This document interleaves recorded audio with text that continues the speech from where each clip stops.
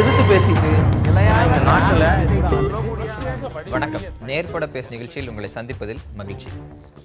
ஒரு விளம்பரத்தின் உண்மை தன்மைக்கு அந்த விளம்பரத்தில் நடிக்கக்கூடிய பிரபலங்களை பொறுப்பாக்குவது என்கிற சட்ட திருத்தத்தை நுகர்வோர் பாதுகாப்பு சட்டம் 2015 கொண்டு வந்து அதனை நுகர்வோர் பாதுகாப்பு சட்டம் 2016 அமல்படுத்த மத்திய அரசு திட்டமிட்டிருப்பதாக செய்திகள் வந்திருக்கின்றன. ஒரு பொருளின் விளம்பரத்திற்கு அதில் பங்கேற்கக்கூடிய நடிகரை எப்படி பொறுப்பாக்குவது, அதன் உண்மைத்தன்மை ஒரு கட்டத்தில் மாறும் பட்சத்தில் அதற்கு அந்த விளம்பரத்தில் நடித்த பிரபலங்கள் மீது வழக்கு தொடர்வது, அவர்களுக்கு அபராதம் விதிப்பது, சிறை தண்டனை விதிப்பது போன்ற மாற்றங்கள் ஏற்புடையதா? விளம்பரங்களை ஒழுங்குமுறைப்படுத்துவதற்கு பதிலாக மத்திய அரசின் இந்த புதிய சட்ட திருத்தம் வேறு திசையில் செல்கிறது என்கிற விமர்சனம் சரியா? அல்லது இது போன்ற விளம்பரங்களில் நடிக்கக்கூடிய பிரபலங்கள் தங்களுக்கே உரிய சமூக பொறுப்பை உணர்ந்து ஒரு சுய ஆய்வுக்கு பின் இது போன்ற விளம்பரங்களில் பங்கேற்க வேண்டும் என்கிற விமர்சனம் சரியா என பல வாதங்கள் இந்த புதிய சட்ட திருத்தத்தை முன்னிட்டு சமூக வலைதளங்களிலும் பிற ஊடகங்களிலும் விவாதிக்கப்பட்டு வருகின்றன. இது குறித்து இன்றைய நேர்பட பேசுவதில் நாம் விவாதிக்க இருக்கிறோம். நம்மோடு பிரபல நடிகர் திரு மோகன்ராம், வழக்கறிஞர் திரு சரவணன் கருப்புசாமி, மக்கள் தொடர்பு நிறுவனத்தைச் சேர்ந்த திரு ராம்குமார் சிங்காரம் மற்றும் மாற்றம் இந்தியா அமைப்பைச் சேர்ந்த திரு நாராயணன் ஆகியோர் பங்கேற்கிறார்கள். விவாதிக்கலாம். உங்களிடம் நான் தொடங்குறேன். ஒரு விளம்பரத்தில் நடிக்கிறது அப்படிங்கிறது ஒரு ஆடட் அட்வான்டேஜ். ஏற்கனவே ஒரு ஸ்டார் வேல்யூ அவங்களுக்கு வந்துடுது. அவர்கள் மூலமாக ஒரு பொருளை அவங்க மார்க்கெட் பண்ணுறாங்க. அப்படிங்கும்போது அதன் உண்மைத்தன்மைக்கு அவங்க தான் பொறுப்பாகணும் அப்படின்னு சொல்கிறாங்க. நம்ம சமீபத்தில் மேகி நூடுல்ஸ்னு அந்த சம்பவங்கள்லாம் பார்த்தோம். அமிதாப் பச்சன் மேலே, தீபிகா படுகோன் மேலே, எல்லாரும் மேலேயும் கேஸ் போட்டாங்க. பின்னர் அதெல்லாம் வந்ததெல்லாம் பார்த்தோம். இந்த புதிய சட்ட மசோதா யாருக்கு சாதகம், யாருக்கு பாதகம்னு நினைக்கிறீங்க? இதில் நிறைய கருத்துக்கள் இருக்குது. சுருக்கமாக 1-2 மாத்திரம் முதல்ல சொல்லிடுறேன். முதல் கேள்வி, செலிபிரிட்டி பிரபலங்கள். யார் பிரபலம்? இப்போ யார் பிரபலம்? இப்போ நீங்கள் இப்போ 10 முறை புதிய தலைமுறையில் இந்த ப்ரோக்ராம் போட்டுருக்கீங்க. உங்கள் முகம் 1 கோடி மக்களுக்கு தெரியும். அந்த பிரபலங்களில் நீங்கள் வருவீங்களா? இல்லை, மக்கள் தான் முடிவு செய்யணும்னா டெஃபினிஷன் இல்லை, கிளியர் கட்ட டெஃபினிஷன் கிடையாது. யார் செலிபிரிட்டி? ரெண்டாவது, நானே போகிறேன், ஒரு அட்வர்டைஸ்மெண்ட்டுக்கு போகிறேன், அதில் நான் மோகன்ராமன் அப்படின்னு சொல்லாமல் நான் நடிக்கிறேன். எனக்கு சகோதரராக இவர் நடிக்கிறார், உண்மையில் இவர் என் சகோதரர் இல்லை. அப்பொழுது அது நடிப்பு என்று தானே அர்த்தம். நான் எப்படி பொறுப்பாக முடியும்? ரெண்டாவது முக்கியமான பாயிண்ட், ஒரு பொருளின் தரம் நல்லதா கெட்டதா உயர்ந்ததா இல்லையா அப்படிங்கிறத நிர்ணயிக்க வேண்டிய பொறுப்பு அரசாங்கத்துடையது. அரசாங்கம் நாளைக்கு சொல்லிட்டோம் எல்லா சேனலுக்கும், ஐஎஸ்ஐ முத்திரை, அக்மார்க் முத்திரை, ஐஎஸ்ஓ முத்திரை இதெல்லாம் இல்லாத பொருட்களுக்கு நீங்கள் விளம்பரம் இடம் கொடுக்க கூடாது. இல்லையேல் ஒரு இடத்தை ஏற்பாடு பண்ணுங்க. இப்போ பாஸ்போர்ட் கேட்குறீங்க, பாஸ்போர்ட் கேட்டால் போலீஸ் வெரிஃபிகேஷன் அனுப்புறாங்க, போலீஸ்காரர் சர்டிஃபிகேஷன் கொடுக்குறார், இவர் நல்லவர், இவருக்கு பாஸ்போர்ட் கொடுக்கலாம், இல்லை இந்த மாதிரி ஜெனுவினான ஒரு நபர் இருக்கிறார் என்று. அது மாதிரி நடிகர்களுக்கு ஒரு இடத்த சொல்லுங்க. செபி, ஆர்பிஐ, உங்களுக்கு இப்போ நாளைக்கு XYZ கம்பெனி எனக்கு ஃபோன் பண்ணி செருப்பு விளம்பரம் இருக்குங்க நடிங்கன்னு சொன்னால், நான் சரிப்பா 2 வாரம் டைம் கொடு, நான் செபிக்கு எழுதி கேட்குறேன், இல்லை ஆர்பிஐக்கு எழுதி கேட்குறேன், 1 வாரத்தில் அவங்க பதில் போடலைன்னா ஓகேன்னு அசியூம் பண்ணிக்கலாம். அந்த மாதிரி லால ப்ரொவிஷன் கொடு. ஒரு நடிகன் எங்கே போய் வெரிஃபை பண்ணணும் தரத்தையோ அந்த கம்பெனி? ஏங்க, கிங்ஃபிஷர்னு ஒரு கம்பெனி நல்ல கம்பெனியா கெட்ட கம்பெனியான்னு அரசாங்கமும் அரசாங்க வங்கிகளாலேயே முடிவு பண்ண முடியல. 7500 கோடியை கொடுத்துட்டீங்க, இப்போ தேடிக்கிட்டு இருக்கீங்க அந்த ஆளை. நான் ஒரு கிங்ஃபிஷர் ஆடுக்கு போனால் அவன் கம்பெனி ஊற்றி முடிக்கிடுச்சு, இல்லை 400 பேருக்கு அவன் சம்பளம் கொடுக்கணும்னா அதுக்கு நான் பொறுப்பாக்க முடியுமா? ஒட்டுமொத்த நிர்வாக செயல்பாடுக்கு உங்களை பொறுப்பாக்குறதுங்கிறதெல்லாம் நீங்க ஒரு லார்ஜர் பெர்ஸ்பெக்டிவ்ல பேசுறீங்க. நான் கேட்கிறது, ஒரு பொருள், அந்த பொருளுக்கு ஒரு நீங்க மோகன்ராம் அப்படிங்கிற பிரபலம் நடிகரை வச்சுக்கோங்க, பிரபலம் அதை பொதுமைப்படுத்தாம நடிகர் நடிகனே பார்ப்போம். ஒரு பொருளுக்கே வருவோம் சார். இந்த கார் அட்வர்டைஸ்மெண்ட்டுக்கு நான் போறேன். அந்த கார் அட்வர்டைஸ்மெண்ட்ல நான் என் வாயை திறந்து சொல்லவில்லை, நல்ல கார், ஃபர்ஸ்ட் கிளாஸா இருக்கு, ரொம்ப கம்ஃபர்டபுளா இருக்கு அப்படின்னு சொல்லிட்டு நான் இறங்கிடுறேன். கீழே அவன் சப்டைட்டில் போடுறான், 23.6 கிலோமீட்டர் பர் லிட்டர் அப்படின்னு அவன் அட்வர்டைஸ்மெண்ட்ல போடுறான். அவன் போட போறான்னு கூட எனக்கு தெரியாது, போட்டிருக்கான். நாளைக்கு அது 18 கிலோமீட்டர் அந்த வண்டி கொடுக்குதுன்னா நான் பொறுப்பா? இல்ல. 23.6 kilometre as per test by Poona institute அப்படின்னு போடுறான். பூனால ஒரு இன்ஸ்டிடியூட் டெஸ்ட் பண்ணி கொடுத்துருக்கான் அவனுக்கு ஒரு சான்றிதழை. அதுக்கு நான் பொறுப்பா? எல்லாத்துக்கும் மேல ஒண்ணு கேட்கிறேன். பிரபலம் என்றால் ஒரு கட்சி தலைவரோ, ஒரு பிரதமரோ, ஒரு பாராளுமன்ற உறுப்பினரோ அவர்களும் பிரபலம் தானே? ஒவ்வொரு தேர்தலுக்கும் வாக்குறுதிகள், அட்வர்டைஸ்மெண்ட், பேப்பர்ல அட்வர்டைஸ்மெண்ட் கொடுக்கறாங்க, சேனல்ல வந்து பேசுறாங்க, நான் இதை செய்யறேன், நான் அதை செய்யறேன், அதை செய்யறேன். அதை செய்யாம போனாங்களே, அவங்களும் இதில் சேருவார்களா? சரி, திரு நாராயணன், பிரபலம் அப்படிங்கிற ஒரு பொதுவான கான்டெக்ட்ல இருந்து திரு மோகன்ராம் யார் பிரபலம்ன்ற கேள்வி ஆரம்பிக்கிறாரு. அது இன்னும் கொஞ்சம் இந்த அரசினுடைய மசோதாவில் நோக்கம் என்பது பிரபலம்ன்ற வார்த்தை இருந்தாலும் அதுக்குள்ள நடிகர் நடிகைகளை தான் பெரும்பான்மையாக அது குறிக்கிறது. அவர் கேட்பது போன்று நடிப்பது என்னுடைய தொழில், நான் நடிக்கிறேன், அதுக்கு எப்படி என்ன பொறுப்பாக்க முடியுங்கிற கேள்வியில நியாயம் இருப்பதா தானே பார்க்க முடியுது. இல்லை, கேள்விக்கு அந்த மாதிரியான கேள்விக்கு நியாயம் இருக்கிறதா பார்த்தாலும் இன்றைக்கு என்னன்னா நம்மளுடைய சமூகத்தில் வந்து இன்றைக்கு வந்து சந்தை பொருளாதாரம் பெரிய அளவில் வியாபித்து இருக்கு. உலகமயமாக்கப்பட்ட சந்தை பொருளாதாரம் சொல்லுவேன், குளோபலைஸ்டு. இதில் வந்து நம்ம இப்போ எல்லோருமே என்னன்னா ஒரு கன்சூமராக தான் இருக்கோம், நுகர்வோராக தான் இருக்கிறோம். இப்போ நுகர்வோருக்கு பாதுகாப்பு கொடுக்க வேண்டும். பல ஆண்டுகளுக்கு பிறகு இந்த சட்டம் வருகின்றது. அந்த சட்டத்தில் எதெல்லாம் பலப்படுத்தணும்னு விவாதித்து பண்ணியிருக்காங்க. பாராளுமன்றத்துக்கு போகிற போது இந்த மாதிரியான சட்டத்தில் என்னென்ன கிளாஸஸ் கொடுக்கலாம், இதை வந்து ஒரு பிரபலம் என்பதோ இல்லை ஒரு சேவை குறைபாடு இல்லைன்னா ஒரு பொருளில் ஒரு குறைபாடு இருக்கிறது, அப்பட்டமாக ஏமாற்றப்பட்டிருக்கிறது. நீங்கள் வந்து குறைபாடுன்ற போது அதில் வந்து ரெண்டு விதமாக பார்க்கலாம். இப்போ பார்த்தீங்கன்னா சில ஆண்டுகளுக்கு முன்னால் வலிந்து எல்லா தொலைக்காட்சியிலையும் ஈமு கோழிக்கு மாற்றி பிரபலங்கள் வந்து என்டாஸ் பண்ணாங்க. விவசாயிங்க இருக்கிற நிலத்தெல்லாம் வித்துட்டு ஈமு கோழி கனவுல போயிட்டாங்க. பொதுவாகவே மக்களுக்கு ஒரு ஆசை இருக்கும், பேராசை இருக்கும், எதுலையாவது முதலீடு பண்ணி வர முடியுமான்னு சொல்லிட்டு பார்க்குற போது வலிந்து பண்ணுற போது அதை பற்றி ஈமு கோழியை பற்றிய ஒரு கேஸ் ஸ்டடி பண்ணி அது பண்ணலாமா பண்ணக்கூடாது நம்ம கட்டாயம் உங்களுக்கு பொறுப்பு இருக்க வேண்டியிருக்கிறது கட்டாயம். ஏன்னா கன்சூமர் ஆக்டில் வந்து அதெல்லாம் கொண்டு வர வேண்டியிருக்கிறது. நீங்கள் வந்து கிங்ஃபிஷரில் வந்து விஜய் மல்லையா ஓடிட்டு போயிட்டா, அது செபி ரெகுலேஷன்ஸ் இருக்குது, ஏகப்பட்ட ரெகுலேஷன்ஸ் இருக்குது, அதை தாண்டி தான் போயிருக்காங்கன்னா அது வேற விஷயம். நீங்கள் சொல்கிற மாதிரி அது கட்டாயம் எல்லாரையும் பொறுப்பாக்க வேண்டிய விஷயம் இருக்கிறது. இங்கே வந்து வர்றபோது நுகர்வோர் பாதுகாப்புன்னு வர்றபோது, அதுவும் இந்தியா போன்ற நாட்டில் வந்து இன்னும் வந்து பெரிய அளவுக்கு வந்து மக்களிடம் வந்து விழிப்புணர்வு இல்ல, மூட நம்பிக்கைகள் இருக்கு, பல விஷயங்கள் இருக்கு. சிவப்பழு கிரீம் சொல்லிட்டு 14 நாளுக்குள்ள செவந்து போயிருவோம்னு சொல்லிட்டு தொடர்ந்து என்டாஸ் பண்ணிட்டு இருக்கோம். எவ்வளவு ஒரு கேவலமான ஒரு பேசிக் கான்டெக்ஸ்ட் முதல்ல இந்த மெக்கானிசம் இருக்குல்ல, இந்த அமைப்பு முறையில் நீங்க ஒரு ஈமு பண்ணை வைப்பதற்கு முன்பு அரசிடம் அனுமதி வாங்கணும். குறைந்தபட்சம் அந்த லோக்கல் தாசில்தார் ஆரம்பிச்சு கலெக்டர் வரைக்கும் பர்மிஷன் வாங்கணும். அதை வந்து நீங்க ஒரு குறிப்பிட்ட இதுக்கு மேல அந்த பொருளாதாரம் போகுதுன்னா பொருளாதார குற்றப்பிரிவு அதை கண்காணிக்கணும். இப்படி பல விஷயங்கள் இருக்கு. இதெல்லாம் தாண்டி தானே ஒரு பண்ணை எஸ்டாப்ளிஷ் ஆகுது. அதற்கு ஒரு நடிகர் போராடணும், நடிகர்கள் எப்படி பார்க்க முடியும்? நீங்க சொல்ற மாதிரி ஈமு கோழி கொண்டு வரதுக்குள்ள ரெகுலேட்டர்ஸ் யாரு, அதை கண்காணிக்க வேண்டியவர்கள் யாருக்கு, அப்ரூவல் கொடுக்க வேண்டியது யாரு, அந்த விஷயத்துக்குள்ள நீங்க தனியா போய் அவங்கள வந்து நீங்க வந்து கட்டாயம் இதுக்கு பொறுப்பாக்க வேணும்.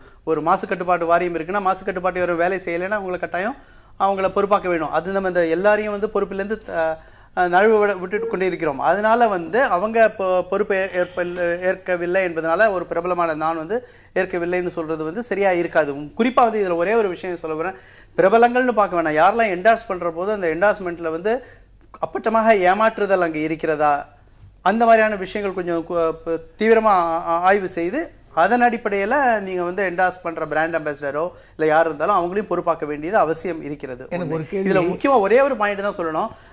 ஆல்பர்ட் பெண்டுரான்னு சொல்லிட்டு ஒரு கனடியன் ரிசர்ச்சர், ஒரு பெரிய ஒரு பேராசிரியர், அவர் வந்து சோஷியல் லேர்னிங் தியரின்றதை வந்து கொண்டு வந்தார். நம்மளுடைய பரிணாம வளர்ச்சி போலவே சமூக கற்றல் கோட்பாடுன்னு சொல்லலாம். அதுல வந்து பொதுவா வந்து பிரபலமா இருப்பவர்கள் போல இல்ல நம்ம நேசிக்கிற இல்ல விரும்புகிற ஒருத்தரை போன்றே நாம் வந்து முதல்ல நடிக்க ஆரம்பிக்கிறோம், அப்புறம் அதை பழக்கமாக்கி கொள்கிறோம், அதுக்கப்புறம் அதுக்குள்ள போகின்றோம். அதுல தான் ஒரு ரஜினிகாந்தோ இல்ல மற்ற பிரபலங்களோ சிகரெட் குடிக்கிற போது மற்றவர்களும் ஸ்டைலா செய்து கொண்டு அந்த சிகரெட் பழக்கத்துக்குள்ள போறாங்க. இதுலேருந்து ஆரம்பிச்சு ஒரு ஃபேர்னஸ் கிரீம் எடுத்தாலும் சரி, எந்த விஷயமா இருந்தாலும் இருக்கிறது. இதெல்லாம் வந்து அந்த சோஷியல் லேர்னிங் தியரின்றது ப்ரூவ் பண்ணப்பட்ட ஒரு விஷயம். அப்படி இருக்கிற போது அவங்களுக்கு கூடுதல் பொறுப்பு இருக்கின்றது கட்டாயம். சார், சமூக பொறுப்பு இல்லைன்னு சொல்ல சார், நான் கேட்கறது என்னன்னா, இப்ப நீங்க சொன்ன மாதிரி ஒரு தாசில்தார், ஒரு விஏஓ, ஒரு எல்லாருமே பேங்க், அவன் எல்லாருமே சர்டிபிகேட் கொடுத்து இந்த பிசினஸ் ஓகேன்னு சொன்ன பிறகு அந்த பிசினஸ் வந்து ஒரு நடிகரை வந்து நீங்க அட்வர்டைஸ்மெண்ட்டுக்கு வாங்கன்னு சொல்லுது.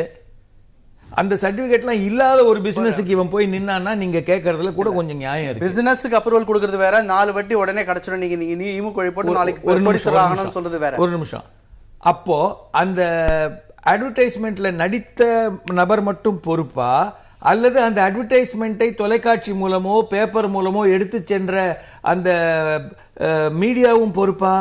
உண்மை. நான் ஏன் நடிச்சவனை மட்டும் கேக்குறீங்க, ஏன் அந்த சேனலை ப்ராசிக்யூட் பண்ண மாட்டேன்றீங்க? ரொம்ப வேலிடான இதுதான். இதுவும் தொடர்ச்சியான விவாதத்துக்குள்ள இருக்குது.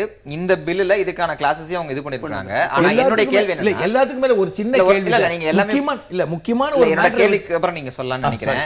பொதுமைப்படுத்துறது அப்படின்றத தாண்டி திரு நாராயணன் சுட்டிக்காட்டின மாதிரி ஒரு பொருள் வருது, இந்த பொருள் இப்படிப்பட்ட பொருள் அப்படின்னு சொல்றது ஒரு நடிகை அங்க தேவைப்படுறாங்க, அவங்க போய் சொல்லலாம். ஆனா அதை மேக்னிஃபை பண்றது, கொஞ்சம் எக்ஸ்ட்ராவேகண்டா பேசுறது, நீங்க ஈமு கோழி வளர்த்தீங்கன்னா நாளைக்கு நீங்க பணக்காரர் ஆயிரலாம் அப்படின்னு, அது எதுவுமே இந்த பிசினஸ்ல கிடையாது. நம்ம சொல்ற அரசு கொடுக்குற அனுமதியிலயோ, விஓ கிட்ட அந்த இவங்க அப்ளை பண்ணிருக்க அப்ளிகேஷன்லயோ, சேல்ஸ் டாக்ஸ் அப்ளிகேஷன்லயோ அது எதுவுமே இருக்க போறது இல்ல. இப்படி பிசினஸ் நடத்துறோம், இவ்வளவு லாபம் வரும். ஆனால் இதுக்கு ஒரு கலர் ஆட் பண்ணும் போதுதான் நடிகர்கள் தேவைப்படுறாங்க. அப்ப அந்த கலர் மிகைப்படுத்துதல்ங்கிறத நீங்க பரிசோதனை பண்ண வேண்டாமா? மிகைப்படுத்துதல்ங்கிறது பரிசோதனை பண்றதுக்கு நடிகனுக்கு காம்பிடன்ஸ் இருக்கா? நீங்க தானே செய்றீங்க. காம்பிடன்ஸ் இருக்கா செக் பண்றதுக்கு? இல்ல சார், நான் ரொம்ப சிம்பிளா ஒரு வார்த்தை கேக்குறேன். சென்னைக்கு மிக அருகில் அப்படின்னு நடிகர்கள் விளம்பரம் நடிக்கிறாங்க. குறைந்தபட்சம் செங்கல்பட்டு சென்னைக்கு மிக அருகில் இருக்குன்னா தான் உங்களுக்கு தெரியாதா என்ன? ஆனா செங்கல்பட்டுல நின்று சென்னைக்கு மிக அருகில் சொல்றாங்க. சென்னைக்கு என்னுடைய கான்செப்ட்ல மிக அருகில்ங்கிறது 50-60 கிலோமீட்டர் அருகில். நான் பாம்பேல வளர்ந்தவன், என்ன சொல்லுவீங்க அதுக்கு? உங்களுக்கு வாங்குற மக்களுக்கு என்ன சொல்றோம்? வாங்க, வந்து இடத்த பாருங்க, ஒரு நிமிஷம் இடம் பிடிச்சிருந்தா வாங்கிக்கங்கன்றோம். அவன் வரும்போது தெரியாது அவனுக்கு அருகில் இருந்துச்சா இல்லையான்னு. இப்ப அட்வர்டைஸ்மெண்ட்ல சொல்றான், தாம்பரத்துல இருந்து 20வது கிலோமீட்டர்ல சொல்றோம் ரியல் எஸ்டேட் ஆட்ல. அது வந்து தாம்பரத்துல இருந்து 35வது நிமிஷத்துல இருக்கலாம், 20 நிமிஷத்துல போய் சேர முடியாது.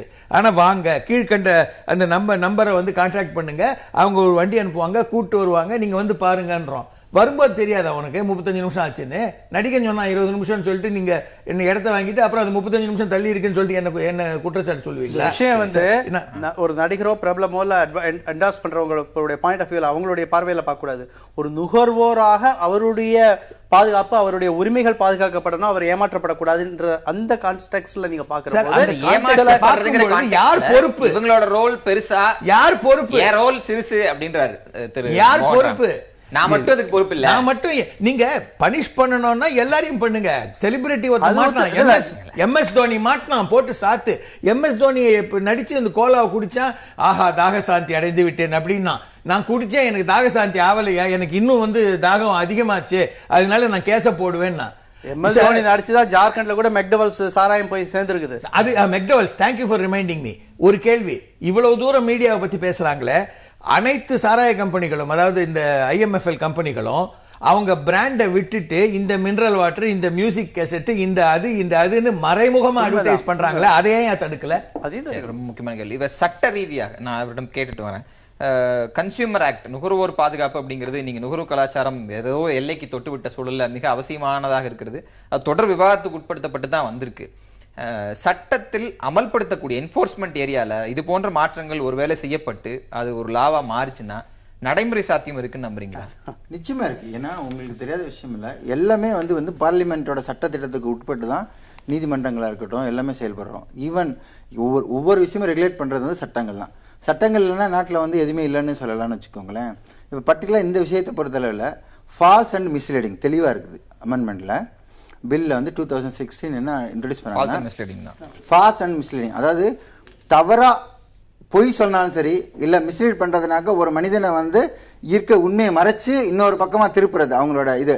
அது வந்து யார் செய்யறாங்கன்னா மேக்சிமம் இந்த செலிபிரிட்டி செய்யும் போது அதனோட வேகம் வந்து சொசைட்டில வந்து அதிகமா வந்து தாக்கங்களை ஏற்படுத்தும். இப்ப சாதாரண மனுஷன் சொல்றதுக்கும் ஒரு செலிபிரிட்டி சொல்றதுக்கு வித்தியாசம் இருக்கு. அவங்க செலிபிரிட்டி மீன் பண்றது வந்து பாத்தீங்கன்னாக்கா நடிகைகள் தான் மேக்சிமம் மீன் பண்ணி சொல்லியிருக்காங்க. மித்தபடி வந்து பாத்தீங்கன்னாக்கா அதுல வந்து அவங்க என்ன கேட்கறாங்கன்னு கேட்டீங்கன்னாக்கா, அதுல 10க்கு வந்து இவங்களுக்கு ஒரு சேஃப்டி ப்ரிகாஷன்ஸ் வேற கொடுத்துருக்காங்க. அந்த இது வந்து நீங்க நினைக்கிற மாதிரி எல்லாராலையும் வந்து இப்ப நீங்களோ நானோ தனிப்பட்ட முறையில் ஃபைல் பண்ண முடியாது கேஸை. CCPAன்னு சொல்லிட்டு சென்ட்ரல் கன்சியூமர் ப்ரொடெக்ஷன் அத்தாரிட்டின்னு சொல்லிட்டு அதுக்கும் ஒரு டிவிஷனை உருவாக்குறாங்க. அவங்க என்ன சொல்றாங்கன்னா, நீங்க வந்து ஃபால்ஸ் மிஸ்லீட் பண்ணா மட்டும் இவங்களால வந்து இந்த நடவடிக்கையும் தண்டனை 50 லட்ச ரூபா அவதாரம் வரைக்கும் 5 வருஷம் தண்டனையை வந்து உட்படுத்துவோம்னு சொல்றாங்க. இங்க ஒரு விஷயம் கவனிக்கப்படக்கூடிய விஷயம் என்னன்னா, இந்த சட்டம் நல்லது. ஆனா அதே நேரத்தில் இந்த சட்டத்தை வரவேற்கக்கூடிய அந்த அம்சத்துல ஒரு வழக்கறிஞரா நான் பேசுறேன். இன்னும் அதர் ஹேண்ட் வந்து ஒரு செலிபிரிட்டி பற்றி பேசி ஆகணும். ஒரு செலிபிரிட்டிங்கிறது வந்து பார்த்தீங்கன்னா சமுதாயத்தில் ஒரு சாதாரண மனிதனாக இருந்து பல கஷ்ட நஷ்டங்கள் அனுபவிச்சு ஒரு அப் லெவலுக்கு வர்றாங்க. அவங்க வரும்போது ஒரு சாதாரண மனிதன் வந்து ஒரு செலிபிரிட்டி லெவலுக்கு வந்து உயரும்போது அவர் வந்து கடந்து வந்த பாதையில் இருக்க பெயின் வந்து எவ்வளவுன்னு அவருக்கு மட்டும்தான் தெரியும். இன்னைக்கு வந்து செலிபிரிட்டியாக பார்க்கப்படலாமே ஒழிய, ஆனால் அந்த மனிதன் வந்து கடந்து வந்த பாதைகளை வந்து அவர் மட்டுமே திரும்பி பார்க்கக்கூடிய இடமா இருக்குமே ஒழிய அடுத்தவங்க திரும்பி பார்க்க மாட்டாங்க, லேசாக பேசிடுவாங்க சொசைட்டியில். இப்போ நான் வந்து ஒரு பக்கம் வந்து பிரைம் மினிஸ்டர் மோடியை வந்து பாராட்டிக்கிட்டே இருப்பேன் எப்பயுமே அவங்களோட ஆக்டிவிட்டீஸில். ஆனால் இன் அதர் ஹேண்ட் வந்து அதையும் நான் ஆலோசனை பண்ணி பார்ப்பேன். அவங்க வைக்கிற இடமெல்லாம் வந்து பார்த்தீங்கன்னா பாராட்டக்கூடிய இடத்துல இருக்க நானே இந்த இடத்துல வந்து அலிகேஷன் பண்ணுறேன். அவங்க வைக்கக்கூடிய இடமெல்லாம் என்னன்னு கேட்டிங்கன்னா அந்த டாப் மோஸ்ட் பிரைம் பாயிண்ட் பிடிப்பாங்க. என்னன்னா இது வந்து நம்ம பண்ணோம்னா ரீச் ஆகணும், மக்களுக்கு ரீச் ஆகக்கூடிய இடம் என்னென்னு தேடி பார்ப்பாங்க. மாங்கி பாத்திலேருந்து எல்லாமே வந்து அவங்களோட கான்செப்ட் வந்து எப்படின்னா they want reach each in every level. அதுக்காக வந்து இதுக்குன்னு ஒரு டீம் பிரேம் பண்ணி அதுக்காக ஒர்க் நடந்துட்டு இருக்குது. நல்லதான் பண்ணுங்க. ஆனால் அதே நேரத்தில் ஒரு செலிபிரிட்டி மேல வந்து இமிடியேட்டா வந்து ஒரு ஃபால்ஸ் மிஸ்லீடிங் அவங்க பண்ணாங்க. அவங்க எப்படி நினைப்பாங்க சொன்னதுல இருந்தா நான் கேட்கிறேன், நீங்க லைஃப்ல கஷ்டப்பட்டு இந்த சமூகத்தினுடைய அத்தனை சவால்களையும் தாண்டி ஒரு செலிபிரிட்டியா மாறும்போது அவருக்கு தான் கூடுதல் சமூக பொறுப்பு இருக்கணும். அங்க என்ன வரேன் இந்த பாயிண்ட் வரேன் நான் என்ன பேசி முடிக்கல, அதுக்குள்ள நீங்க வந்து இன்டர்வென் ஆயிட்டீங்க. இன்னொரு சைடுக்கு வந்துட்டீங்க. இந்த சைடுல வரேன், இந்த சைடுல வரேன். சமூக பொறுப்பு ஏன்னா இந்த செலிபிரிட்டிஸ்ட் வந்து சமூக பொறுப்பு வந்து ரொம்ப அதிகமாவே இருக்கணும். வளர்ந்து வந்துட்டீங்க, ஒரு லெவலுக்கு அட்டைன் ஆயிட்டீங்க. இப்ப நீங்க செய்யக்கூடிய ஒவ்வொரு ஆக்ஷனையும் வந்து மக்கள் வாட்ச் பண்றாங்க. உங்களுக்கு ரசிகர்கள் வராங்க, உங்களை ஃபாலோவர்ஸ் வராங்க. நீங்க சொன்னா அவங்க அக்செப்ட் பண்ணுவாங்க. இப்ப நீங்க ஏதோ ஒரு விஷயம் சொல்றீங்கன்னாக்கா கண்மூடித்தனமா நம்ம தலைவர் சொல்றாரு, நம்மளோட அந்த அவங்க வந்து ஒரு பெரிய லெவல்ல அபிமானம் வச்சிருப்பாங்க. அவங்க மேல என்ன சொன்னாலும் செய்யலாம். அவங்க நடிச்ச பிலிமா இருக்கட்டும் எதுவாக இருந்தாலும் அவங்க வந்து ஒரு இம்ப்ரெசிவா வந்து ஒரு கிரியேட் பண்ணிடுவாங்க ஒரு கேரக்டரை. இவங்க செலிபிரிட்டி வந்து ஒரு விஷயத்தை வந்து மைண்ட்ல வச்சுக்கிறணும், இவங்களை அறியாம பல பிம்பங்கள் தான் வந்து மக்கள். உங்களுக்கு தெரியும் ஒரு படம் வந்து ஒரு பர்டிகுலர் செலிபிரிட்டி படம் வந்தேன்னா தியேட்டர் ஃபுல் ஆகும். காரணம் என்னன்னா இவங்களே அறியாம இந்த செலிபிரிட்டி அறியாம பல மக்கள்கிட்ட வந்து இவங்களோட ஒவ்வொரு அசன்ட்டும் அவங்களோட நடவடிக்கை ஒன்னொன்னுமே வந்து உள்ள ஏற்பட்டு இருக்குது. அப்படிங்கும்போது இவங்க வந்து ஒரு விஷயம் பண்ணுது. அவங்க வந்து ரெண்டு விஷயத்தை அவங்ககிட்ட கிளியர் பண்ண விரும்புறேன். நீங்க நடிக்கிற படத்துக்கும் நடிக்க போற ஆடுக்கும் டிஃபரன்ஸ் இருக்குது. படத்துல என்ன வேணாலும் ஒரு டைரக்டர் வந்து சொல்லுவாரு, கதையை பத்தி கேட்பாங்க. ஆனா டிஸ்கஸ் பண்ணும்போது அவங்க கதையை மட்டும் தான் பார்ப்பாங்க. ஆனா இங்க நீங்க பணத்தை மட்டுமே பாக்குறீங்க ஒழிய அந்த டைரக்டர் வந்து என்ன சொல்றாருன்றதை கவனிக்க மாட்டீங்க.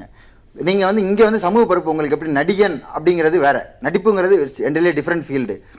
ஆனா அந்த நடிப்பை விட்டு நீங்க வந்து ஒரு விளம்பரத்துறையில கால வைக்கிறீங்க அப்படின்னா உங்களை வந்து ஒரு விளம்பர நிறுவனம் கன்சியூமர் ப்ராடக்ட் அது எந்த ப்ராடக்ட்னா இருக்கட்டும், எய்தர் வந்து அது ஒரு ஃபேஸ் கிரீமா இருக்கட்டும் இல்ல ஹேர் ஆயிலா இருக்கட்டும், அது எனிதிங் ஆர்ஓ என்ன அதை கன்சியூமர் ப்ரொடெக்ட் அதை கன்சியூமர் ப்ரொடெக்ஷன் ஆக்ட்ல வரக்கூடிய எந்த பொருளை நுகர்பொருள் என்ன சொல்லப்போனா தமிழ்ல சொல்லப்போனா நுகர்வோர் பொருள் எந்த பொருளா இருந்தாலும் நீங்க வரும்போது அங்க ஒரு டைரக்டர் இருப்பாரு, அதுக்குன்னு ஒரு ஸ்கிரிப்ட் இருக்கும். நீங்க அவங்க சொல்ற ஸ்கிரிப்டுக்காக வந்து டக்குன்னு சொல்லிட்டு பணத்தை வாங்கிட்டு அந்த ஸ்கிரிப்டை வந்து இங்க நீங்க நடிக்கும் போது சொல்றீங்க இல்லையா ஸ்கிரீன்ல, அந்த டயலாக் நினைச்சு நீங்க பேசக்கூடாது. சரி, நீங்க சொன்னீங்க கொஞ்ச நேரத்துக்கு முன்னாடி சொல்றதுல புரிஞ்சுக்க முடியுது, நம்ம பேசுவோம். உங்களை போன்ற செய்தி மக்கள் தொடர்பு நிறுவனங்கள், ஆட் ஏஜென்சிஸ், தனியார் இருக்கிற விளம்பர நிறுவனங்கள், இதுக்கு பெரிய தொடர்பு இருக்கிறது என்னால புரிஞ்சு கொள்ள முடியும். அதே சமயம் நீங்க மக்களோடும் ஒரு கட்டத்துல நெருக்கமா இருக்கீங்க. இதில் பிரபலங்களை பயன்படுத்துவது அப்படிங்கிறது எங்க தேவை ஏற்படுதுன்னா, ஒரு தரமான பொருளுக்கு அளவான விளம்பரம் போதும், தரம் எங்கெல்லாம் சிக்கல இருக்கோ அங்கதான் அளவுக்கு அதிகமான விளம்பரமும் ஒரு கூடுதல் ஸ்டார் வேல்யூவும் தேவைப்படுதுன்னு ஒரு தேரி தொடர்ச்சியாகவே சொல்லப்படுது. யதார்த்த களம் எப்படி இருக்கு? யதார்த்த காலம்னா நீங்கள் சொல்கிறது முழுக்க உண்மை தான். முதல்ல நான் என்னுடைய நிலைப்பாடை சொல்லிடுறேன். அரசு அமல்படுத்த இருக்கிற இந்த சட்டத்திற்கு மாற்றான கருத்தை நான் முன்வைக்க விரும்புகிறேன். அதாவது ஒரு துறை வளரணுன்ற நோக்கம் இருக்கணும், ஆனால் துறை அழிக்கணுன்ற நோக்கத்தில் இந்த சரத்துக்கள் வெளிப்படையாக தோற்றமளிக்குது. இதில் நீங்கள் ஒரு விஷயம் புரிஞ்சு கொள்ள வேண்டியது என்னென்னா, ஏற்கனவே இந்த விளம்பரத்துறையிலிருந்து வெளியிடப்படக்கூடிய விளம்பரங்கள் அல்ல கருத்துக்களை முறைப்படுத்துவதற்கு ஒரு அமைப்பு ரொம்ப ஆக்டிவாக செயல்பட்டுருக்கு.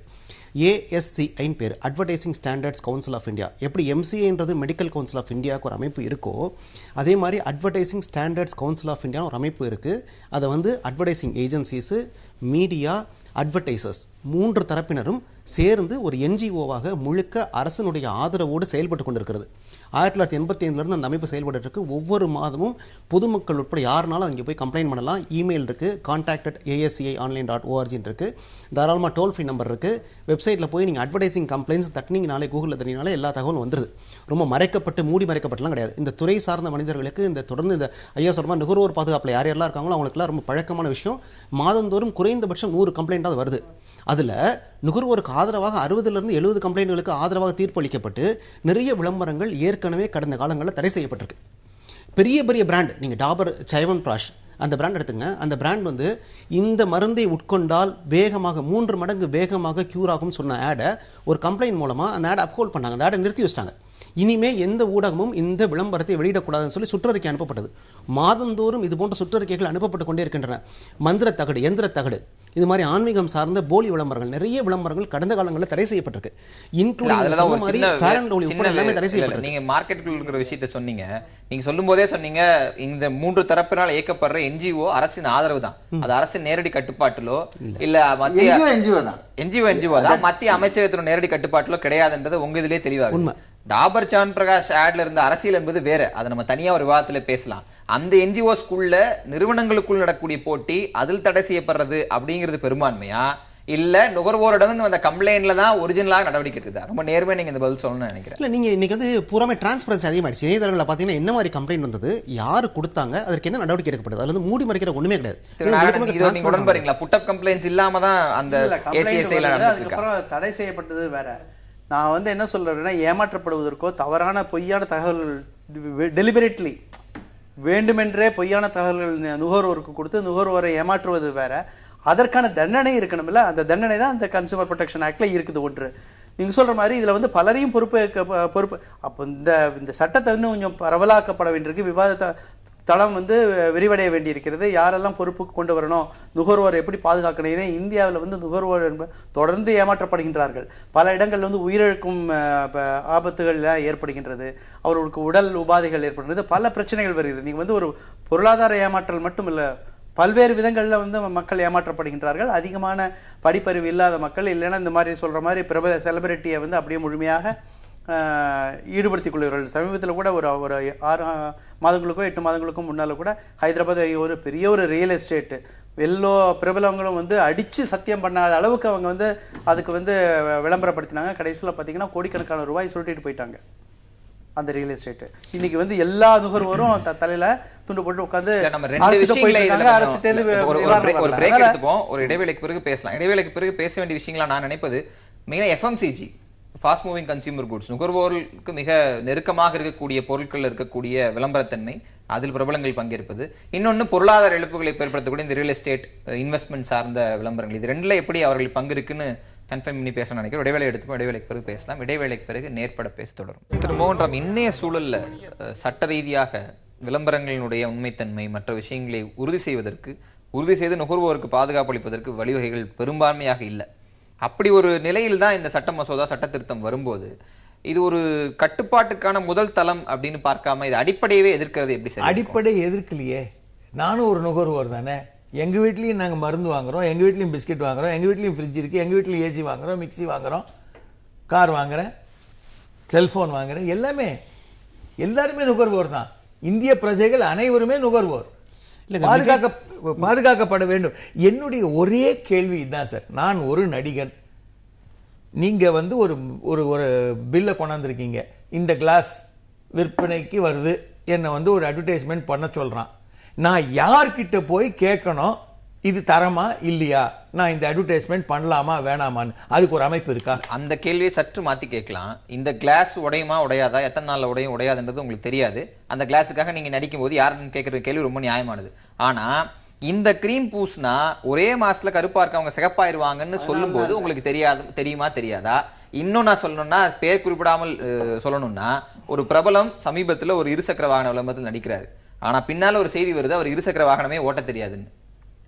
அப்ப இது போன்ற விஷயங்களுக்கு ஒரு ஆய்வு நடத்தி, இல்ல இதுல வந்து ஒரு பப்ளிக் அவேர்னஸ் இல்ல, அதனால இதை நடிக்க மாட்டேன், எனக்கு ஒரு social responsibility excuse me sir அப்படின்னு சொல்லணும். எனக்கு ஒரு சோஷியல் ரெஸ்பான்சிபிலிட்டி இருக்குன்னு சொல்லிட்டு வீட்டுல உட்கார்ந்தா யார் சாப்பாடு போடுவா அந்த நடிகருக்கு? வீட்டுல உட்கார வேண்டாம். எக்ஸ்கியூஸ் மீ, இல்ல நான் என்ன சொல்றேன், செலக்ஷனுக்கு எங்களுக்கு ஒரு இடம் கொடு, இங்க போய் கிளியரன்ஸ் வாங்கிட்டு வா.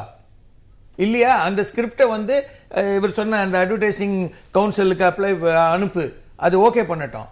இல்லையா அந்த சேனல் எல்லாம் டெலிகாஸ்ட் பண்ணுது இல்ல, எங்க பாத்தீங்க இந்த வெள்ளை கிரீமை? இல்ல எங்க பாத்தீங்க இந்த 2 வீலர் ஓட்டாத நடிகர? சேனல்ல தானே பாத்தீங்க. 100% நியாயம் நீங்க சொல்றது. அதாவது நான் என்ன சொல்றேன், விளம்பரம் தயாரான பிறகு அதை ஒளிபரப்பும் போது அதன் நம்பகத்தன்மைக்கு ஒளிபரப்பக்கூடிய ஊடகங்களும் பொறுப்பேற்க வேண்டும்ங்கிற விவாதம் நடத்தப்படணும். இல்ல இந்த மசோதாவில் அதுவும் இருக்கணும், நடத்தப்படணும். அதற்கு அவர்கள் பொறுப்பேற்க வேணும். டிஸ்க்ளைமர் போட்டு போக முடியாதுன்றதுல தான் பேசுறோம். இல்ல சார், அப்படி இருந்துச்சுன்னா அப்படி இருந்தா அனைவரையும் ஒரே தட்டில் வைத்து நீர் பார்த்தீர் என்றால், அதாவது பிரபலங்களை மட்டும் ஃபோக்கஸ் பண்ணி பார்க்காமல், பிரபலங்கள், அந்த ஆடு எடுத்தவர், அந்த அட்வர்டைஸ்மெண்ட்டை டெலிகாஸ்ட் பண்ணவங்களோ இல்லை அந்த அட்வர்டைஸ்மெண்ட்டை பிரிண்ட் பண்ணவங்களோ எல்லாரையும் போட்டு ரெஸ்பான்சிபிள் ஆக்குங்க.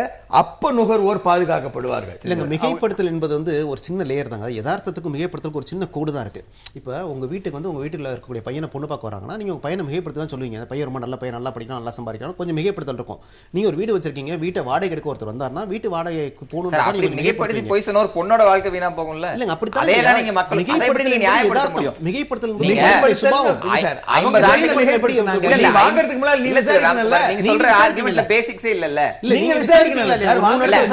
விசாரணைக்கு தன்மைகள் வேற இருக்குல்ல. அப்ப நான் விசாரித்து நான் வாங்கிக் கொள்ளணும், எனக்கு விளம்பரமே தேவையில்லையே. நிச்சயம் விசாரிச்சு விளம்பரத்துறை நோக்கம். நீங்க சொல்ற ஆர்குமெண்ட் எப்படி இருக்குன்னா, நான் மிகப்படுத்துவேன், நான் சொல்றது உண்மையா போய்யா, நீ விசாரிச்சு நிச்சயமா பணம் கொடுத்து வாங்குறதுக்கு என்னுடைய இல்ல பணம் கொடுத்து வாங்குறேன்னா நீங்க பண்ணிருக்கிறது பொய்யா உண்மையான்னு தெரிஞ்சுக்க வேண்டிய அவசியம் எங்கிறது? எனக்கு நான் செலுத்துற பணத்துக்கு தரமான பொருள். நோக்கமே வாங்கி அனுபவிக்க போறவனுக்கே அந்த மெசேஜ் சொல்றவனுக்கு ரொம்ப கவனமா பேச நினைக்கிறேன். விழிப்புணர்வு என்பது வேற, அடிப்படை தகவல் என்பது வேற. நான் ஒரு பொருளை வாங்குறேன்னா அடிப்படை தகவல்கள் நான் பரிசோதித்து வாங்கலாம். அந்த கவரை பார்க்கலாம், அதுல என்னென்ன கிரீன் மார்க் இருக்கா, ரெட் மார்க் இருக்கா, என்னென்ன பொருள் இருக்குன்னு வாங்கலாம். ஆனா அதுக்கு முன்பே என் மைண்ட்ல எனக்கு பிடிச்ச பிரபலம் ஒருத்தர் ஆக்குபை பண்றாரு அந்த பொருள் மூலமாக. அவர் உண்மையை சொல்றாரா பொய் சொல்றாரா நான் ஏன் பரிசோதனை பண்ணி பார்க்கணும்? நான் கேட்டு நீங்க விளம்பரப்படுத்தலையே. இல்ல, ஒரு விளம்பரத்தினுடைய நோக்கமே விழிப்புணர்வு உருவாக்குவதானே ஒழிய ப்ராடக்ட்டை புஷ் பண்றது இல்ல. அதே எப்படி சரியா? அப்ப நீங்க மார்க்கெட் பண்றீங்க, உருவாக்கியாங்கணும். இல்ல விழிப்புணர்வு ஏற்படுத்தினா சரி. ஆனா இங்க என்ன தகவல், நாங்க இப்ப வந்து இந்த சட்டம் எது கொண்டாடப்பட்டுச்சுன்னா ஃபால்ஸ் அண்ட் மிஸ்லீடிங், அதாவது பொய்யான தகவல. இல்ல பொய்ன்றது எப்படி சிலருக்கு வந்து அந்த ப்ராடக்ட் பிடிக்குது, சிலருக்கு பிடிக்கல. பிடிக்கிறவங்க ஏத்துக்கறாங்க, பிடிக்காதவங்க விட்டுறாங்க. மறுபடியும் முகப்பூச்சி கிரீம் பத்தி விளம்பரத்துக்குள்ளே போவான்னு நினைக்கிறேன். ஒரே நிமிஷம், இதுல என்னன்னா இது வந்து ஒரு மசோதா தான். இது விவாதத்துக்கு எடுத்துக்கொண்டு அதுக்கப்புறம் சட்டமன்றத்தில் பாராளுமன்றத்தில் பேச போறாங்க. அது ஒரு ஸ்டாண்டிங் கமிட்டி போடுவாங்க, எல்லாம் செய்து கடைசியில சட்ட வடிவமாக வர்ற போது தான் நமக்கு தெரியும். இப்பவே நம்ம வந்து முன்வசனோடு பேசிய பிரயோஜனம் இல்லை. இதுல முக்கியமா என்னன்னா, விளம்பரத்துல நடிப்பது வேற, இதுல வந்து என்டார்ஸ்மெண்ட் பத்தி தான் பேசுறாரு. கபில் தேவாகிய நான், கவாஸ்கர் நான், ரஜினிகாந்த் நான் வந்து இது என்டார்ஸ்மெண்ட் போதுதான் ஆபத்து. அவர் விளம்பரத்துல நடிக்கிறத பத்தி இந்த சட்டம் பேசல.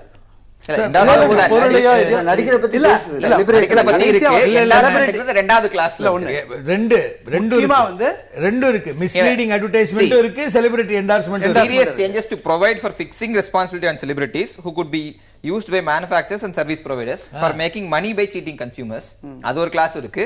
நீங்க சொல்ற என்டார்ஸ்மெண்ட் கிளாஸ், கையெழுத்து போடுவதன் மூலமாக, நான் என்ன சொல்வதன் மூலமாக, உறுதிமொழி பாத்தீங்கன்னா அந்த என்டார்ஸ்மெண்ட் இஷ்யூல தான் வந்து இந்த சட்டத்துல பாத்தீங்கன்னா அந்த என்டார்ஸ்மெண்ட் இஷ்யூல தான் ஒரு உண்மையான தண்டனையோ இல்ல அந்த இதுவோ வரதுக்கான வாய்ப்புகள் இருக்கிறது. இந்த மிஸ்லீடிங் அட்வர்டைஸ்மெண்ட் வந்து ரெகுலேட் பண்றதுக்கான வாய்ப்புகள் தான் இருக்கு. அது தண்டனை வருவதற்கான வாய்ப்பு இருக்கா தெரியல. ஏன்னா கடைசியில வர்றபோது அது பண்ண முடியாது. இந்த நிலையில இருந்து அதை விவாதிச்சுட்டு இருக்கோம். ஆமா, அதுல நடிகர்களுக்கு ஒரு சேஃப்டி இருக்கு.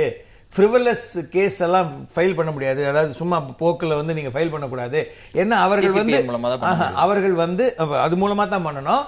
நடிகரோ அதில் நடிப்பவர்களோ வந்து நாங்க வந்து இதுக்கு தக்க விசாரணை பண்ணியிருக்கோம் அப்படின்னு ப்ரூவ் பண்ணா கேஸ் செல்லாதுங்கிறது ஒரு பேராகிராஃப் இருக்கு இல்லையா? தக்க விசாரணைங்கிறது யார் சார் நிரூபிப்பா? அதுக்கு தான் நான் கேட்டுக்கிட்டு இருக்கேன். அப்பல இருந்து எனக்கு ஒரு அமைப்பு கொடு. ரூல்ஸ் ஒரு நிமிஷம் சார், எனக்கு ஒரு அமைப்பு கொடு. ISI முத்திரை மாதிரி ஒண்ணு கொடு, அக்மார்க் மாதிரி ஒண்ணு கொடு, ISO 9000 மாதிரி ஒண்ணு கொடு. நான் சொல்லி போடுறேன். அப்ப ISI முத்திரை இல்லைன்னா அந்த ப்ராடக்ட் நான் அட்வர்டைஸ் பண்ண மாட்டேன். ஏன்னா நீங்க அரசு சான்றிதழ் பெற்று இது போன்ற ஒரு அமைப்பு வருவது இந்த சட்டத்துக்கு வலு சேர்க்கும் நினைக்கிறீங்களா? மோகன்ராமோட யோசனை நீங்க எப்படி பாக்குறீங்க? முதல்ல இந்த சட்டமே விளம்பரத்துறையை கொல்லக்கூடிய சட்டமாக இருக்கிறது என்ற முதல் கருத்து. விளம்பரத்துறை என்பது 32,000 கோடி ரூபாய் விற்று இருக்கக்கூடிய ஒரு மிகப்பெரிய துறை. அந்த துறைக்கு நீங்க அது வேல்யூ ஆட் பண்ணணுமே தவிர அதை கீழ் பண்ணக்கூடாது. அதான் நோக்கமே. ரெகுலேட்டரி அத்தாரிட்டின்னு கொண்டு வந்துட்டோம். நீங்க டெலிகாமுக்கு ட்ராய் இருக்கு, எலக்ட்ரிசிட்டி போர்டுக்கு ஒரு ரெகுலேட்டரி அத்தாரிட்டி இருக்கு, இப்படி பப்ளிக் செக்டாருக்கு ரெகுலேட்டரி அத்தாரிட்டி ரெகுலேட் பண்ற நிலையில கிரிக்கெட் போர்டுக்கு வந்து BCCI இருக்கு, மெடிக்கல் கவுன்சிலுக்கு வந்து மெடிக்கல் MCA இருக்கு. அது மாதிரி விளம்பரத்துல ASCI வச்சிருக்கோம். நான் என்ன சொல்றேன், இப்போ உங்களுக்கு பிடிக்கலன்னா ASCI அரசு எடுத்து நடத்துங்க. இதுல என்ன தேவை இருக்கு? அரசு ஏற்றுக்கொள்ளுமா? MCA சொல்றது அரசு ஏற்றுக்கொள்ளுமா? ASCI சொல்றது அரசு ஏற்றுக்கொள்ளாது. BCCI MCA இதோட ரொம்ப பெரிய துறைகள் இல்லையா? இன்னைக்கு வந்து மக்களை ஆளுமைப்படுத்தக்கூடிய துறைகள். அதற்கெல்லாம் தன்னார்வ அமைப்புகள் இருக்கிற போது இதுக்கு மட்டும் இப்ப என்ன தேவை இருக்கு? திரு நாராயணன், இந்த ரெண்டு விஷயங்கள் மோகன்ராம் சொல்வது ஒரு செக்கிங் அத்தாரிட்டி, ஒரு சர்டிபிகேட் அத்தாரிட்டி முன்பே கேட்கணும் சார். அவர் சொல்ற மாதிரி இருக்கிற அமைப்பையே ஸ்ட்ரென்தன் பண்ணலாம், புதிய சட்டங்கள் வந்து இது பண்றது. இந்த ரெண்டு வாதங்களையும் எப்படி பாக்குறீங்க? இல்ல நீங்க சொல்ற மாதிரி எல்லாத்திலும் முதல்ல என்னன்னா இப்ப இந்த நுகர்வோர் சட்டத்தை வந்து திருத்த வேண்டியிருக்கு. இதுல பல விஷயங்கள் இருக்கு. செலிபிரிட்டி என்டார்ஸ்மெண்ட் மட்டும் இல்ல, நீங்க பாத்தீங்கன்னா இப்ப காமர்ஸ் ரொம்ப அதிகமாயிருச்சு. அப்போ வந்து எல்லாமே வலைதளத்துல பல விஷயங்கள் வந்து ஒரு செகண்ட் யோசிக்காம நீங்க பட்டனை தட்டிட்டீங்கன்னா உங்க பணம் போயிடுச்சு, இல்ல தவறான பொருள் வந்துடும், அந்த அளவுக்கு இருக்கு. அதனால நாளுக்கு நாள் வந்து கேட் அண்ட் மவுஸ் கேம் தான். நாளுக்கு நாள் வந்து நுகர்வுக்கான வாய்ப்புகள் அதிகமாகிக் கொண்டிருக்கிறது. அதே மாதிரி விற்பவர்கள் அதிகமாகிக் கொண்டிருக்கிறார். பல்வேறு விதங்களில் வந்துட்டு இருக்கு. தொடர்ந்து தாக்கப்படுகின்றார்கள் நுகர்வோர். அவங்கள பாதுகாக்க வேண்டியிருக்குது. அதனால பல விஷயங்களை கொண்டு வராங்க. அதுல இந்த என்டார்ஸ்மெண்ட், செலிபிரிட்டி இதுவும் ஒரே ஒரு அம்சம் தானே தவிர இந்த சட்டத்தில் வந்து அது மட்டுமே இல்லை. ஒன்று. ரெண்டாவது, இதுல குறிப்பா தெளிவா சொல்ற மாதிரி நீங்க சொல்ற மாதிரி மிஸ்லீடிங், பொய்யான தகவல்கள் கொடுக்கறதுல தான் அதிகமான கேள்விக்குறீங்க. நீங்க வந்து ஒரு ஸ்டாட்யூட்டரி இன்ஸ்டிடியூஷன் கொண்டு வாங்க. நீங்க நான் என்ன சொல்றேன், இருக்கு. நீங்க ஒரு மியூச்சுவல் ஃபண்டுக்கு வந்து விளம்பரத்தை பண்ணிட்டு ரொம்ப வேகமான குரல்கள்ல சப்ஜெக்ட் டு மேட்டர் ஆஃப் இது அப்படின்னு முடிக்கும் போது அது பல பேருக்கு அது புரிய போறது இல்ல. மியூச்சுவல் ஃபண்ட்னா என்ன, போட்டா எனக்கு பணம் ரெட்டிப்பாகும், அது போன்ற விஷயமாகத்தான் இதையும் பாக்குறோம். ஆனா இங்க டிஸ்க்ளைமர்ஸ் கிடையாது. ஒரு பிரபலம் வரும்போது இங்க டிஸ்க்ளைமர் கிடையாது.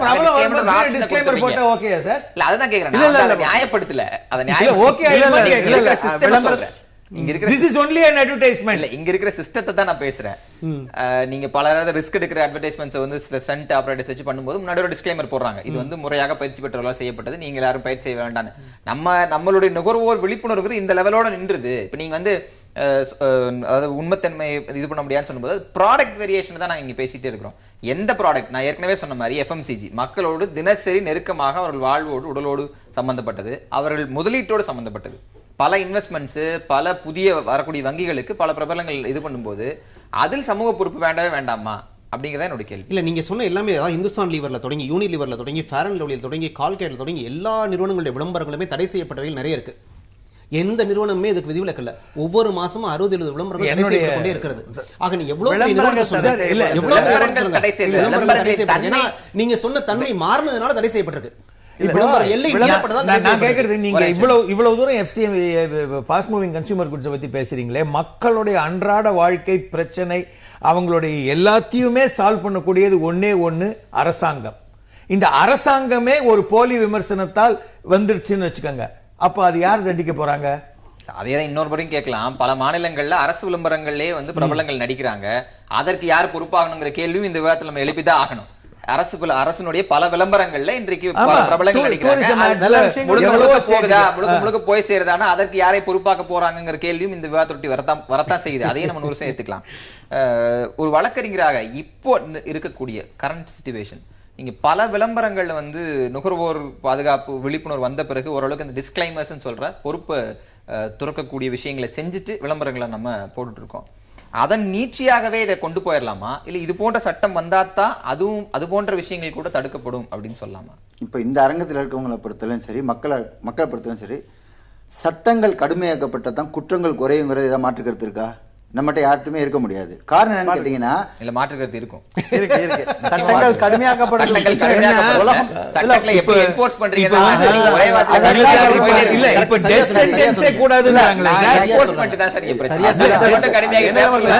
சட்டத்தை கடுமையாக்கப்பட்டு அதை அமுல்படுத்த என்ஃபோர்ஸ்மெண்ட்ங்கிறது அமுல்படுத்துறது.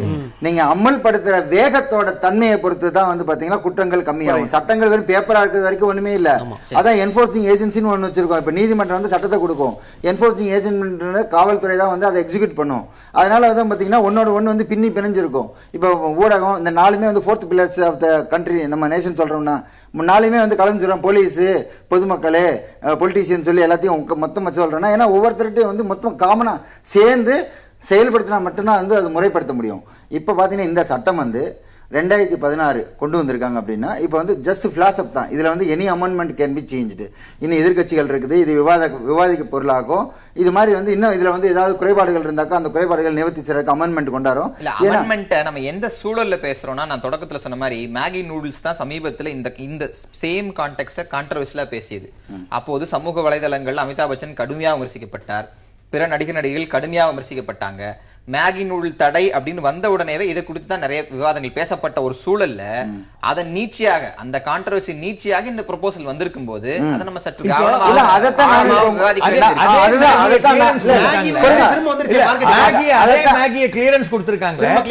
தடை வந்த பிறகு யாராவது ஒருத்தர் இந்த சட்டத்தின் கீழ் கேஸ போட்டு அமிதாப் பச்சனை 3 மாசம் ஜெயில வச்சு பிறகு தடையை நீக்கப்பட்ட இங்கதான் நான் முன்னாடி சொன்னேன் 2 ஆஸ்பெக்ட்ஸ் நான் பாக்குறேன்னு சொல்லிட்டு. ஒன்னு வந்து இது வந்து வரவேற்கப்படக்கூடிய அம்சமா இருந்தாலும் 50%.